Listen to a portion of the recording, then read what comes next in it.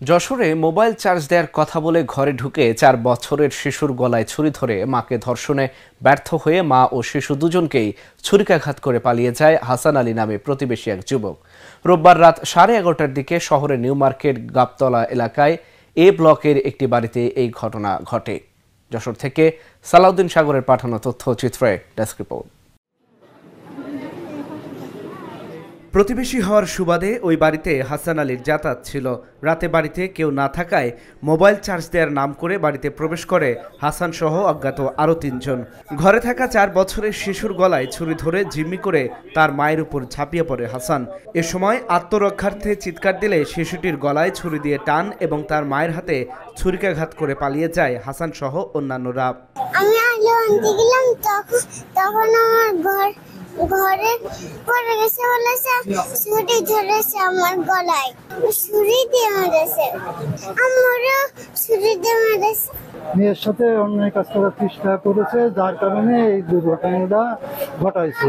যে সময় হয়নি সেই সময় দুর্ঘটনাটা ঘটাইছে। মেয়ে এবং মারে দুইজনেরই দেখা যাচ্ছে যে চাকু মেরেছে।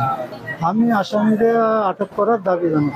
আমাদের বাড়ির পাশে হাসান ছেলেটা ও সবসময় কম বেশি আসা যাওয়া করার পরে রুম আটকা দিয়েছে, দিয়ে এর সাথে উল্টো পাল্টা মানে দর্শন হিসেব করতে গেছে। তখন মনে করেন যে ও ছাড়াতে যায়, ওর হাত মারতে গেছে, তারপর ওর গলায় চাকু টান দিয়েছে, দেওয়ার পরে ওই জায়গা থেকে পালিয়ে গেছে। বাচ্চাটারে প্রথম জিম্মি করছিল, তখন ওই বাচ্চারে ছাড়াতে যায় ওর ওই জায়গায় নিয়ে গেছে। তাদের উদ্ধার করে যশোর জেনারেল হাসপাতালে ভর্তি করা হয়। খবর পেয়ে হাসপাতালে ছুটে আসেন কোতোয়ালি মডেল থানা পুলিশের ওসি কাজী বাবুল হোসেন। তিনি বলেন, এই ঘটনায় আহতের ছোট ভাইয়ের বন্ধু সহ অজ্ঞাত ৩ জন জড়িত রয়েছে।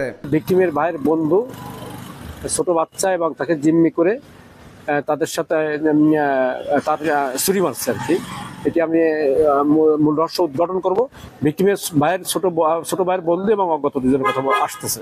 এখনো আমাদের কাছে অভিযোগ বা এজাহার দাখিল করে নাই। তারপরেও আমরা সংবাদ পেয়ে আমরা মাঠে নামেছি আসামি গ্রেপ্তারের জন্য। এর আগে রোববার ইফতারের আগে যশোরের ঝিকরগাছায় সংঘবদ্ধ ধর্ষণের ঘটনা ঘটে। ওই ঘটনায় ছাত্রদলের 2 নেতা সহ 4 জনকে আটক করেছে পুলিশ।